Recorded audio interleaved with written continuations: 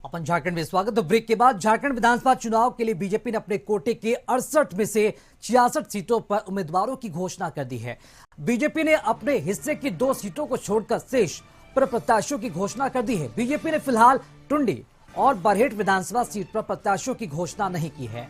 जानकारी के मुताबिक टुंडी पर 800 के साथ चर्चा चल रही है, वहीं बरहेट में मुख्यमंत्री हेमंत सोरेन के खिलाफ दमदार प्रत्याशी उतारने पर मंथन चल रहा है।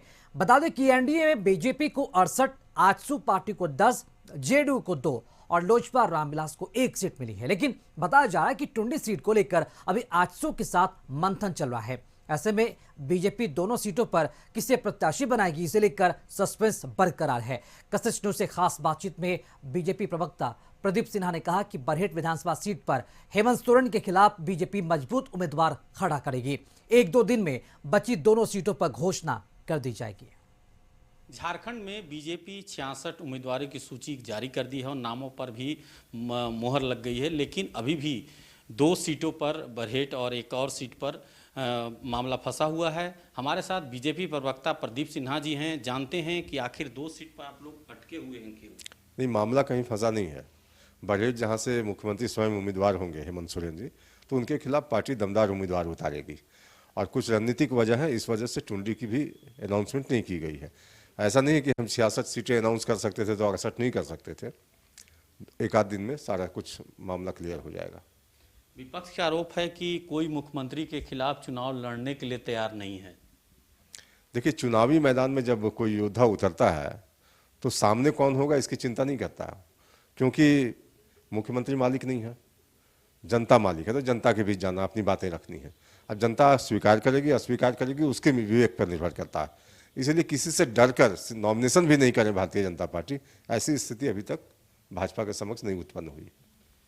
चुनाव का घोषणा हो गया है, प्रधानमंत्री का भी दौरा होने वाला है। क्या क्या कुछ प्रोग्राम प्रधानमंत्री के दौरे को लेकर है क्या? देखिए, एक तो देश के प्रधानमंत्री हैं, उसके अलावे भारत के सबसे लोकप्रिय नेता और हमारी पार्टी के विश्वसनीय और वरिष्ठ नेता होने के नाते निश्चित रूप से प्रधानमंत्री जी का दौरा होगा और अन्य जो हमारे केंद्रीय नेता हैं वो भी चुनाव के क्रम में आएंगे यहाँ। अब प्रदेश के नेताओं का दौरा अमूमन होता रहता है, जनसंपर्क होता रहता है। तो जनता के बीच हम अपनी बातें रखेंगे। 5 वर्षों की जो हेमंत सोरेन सरकार की विफलताएं हैं उसको रखेंगे। जनता से अभी परिवर्तन यात्रा के क्रम में जो संवाद हुआ है उसको आगे बढ़ाने की कोशिश करेंगे और पूरा विश्वास है कि इस परिवर्तन यात्रा का जो लक्ष्य था परिवर्तन करना, उसको हम प्राप्त करेंगे। इनका साफ कहना है कि हम 66 सीट पर उम्मीदवार को घोषणा कर चुके हैं। 2 सीट में भी बरहेट की बात करें, जो मुख्यमंत्री वहां से चुनाव लड़ते हैं, उसको भी 1-2 दिन में फाइनल कर लिया जाएगा। अपने सहयोगी सूर्यकांत तिवारी के साथ संतोष कुमार, कशिश न्यूज, रांची। और चलिए इसी खबर पर अधिक जानकारी दे रहे हैं संवाददाता संतोष हमारे साथ लाइव जुड़ चुके हैं। संतोष, बरहेट और टुंडी छोड़कर 66 सीटों पर उम्मीदवारों का ऐलान कर दिया गया है। क्या लगता है हेमंत सोरेन के खिलाफ प्रत्याशी जो ढूंढा जा रहा है, दमदार प्रत्याशी, और कितने दिन लगेंगे प्रत्याशी के तलाश को लेकर?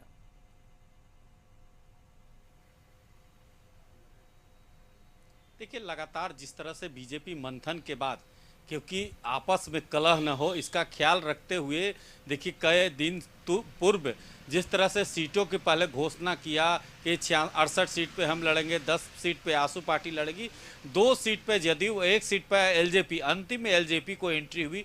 तो कहीं ना कहीं जिस तरह से कल 66 उम्मीदवारों का घोषणा हुआ, नामों का घोषणा हुआ, कई पुराने चेहरों को मौका मिला है। कांके में विधानसभा में प्रत्याशी को बदला गया है, लेकिन कई पुराने चेहरे, चाहे बाबूलाल मरांडी की बात करें, अमर बावरी की बात करें या सीपी सिंह की बात करें, नवीन जायसवाल की बात करें, राज सिन्हा को चुनाव में बीजेपी ने खड़ा किया है। तो कई चेहरे को, नए चेहरे और पुराने चेहरे को मौका मिला है। लेकिन जिस तरह से बरहेट हेमंत सोरेन का विधानसभा है और उस विधानसभा में कैसे हेमंत सोरेन के खिलाफ को कौन चुनाव लड़ेगा, इसका भी अभी भी मंथन जारी है। क्योंकि हेमंता बिस्वा शर्मा ने जिस तरह से प्रेस कॉन्फ्रेंस में बताया था कि कुछ सीट में बदलाव की जा सकती है, तो अभी भी जो बरहेट में है, कौन ऐसा चेहरा हो जो हेमंत सोरेन के खिलाफ चुनाव लड़ सके। वही टुंडी की बात करें को सिल्ली के जो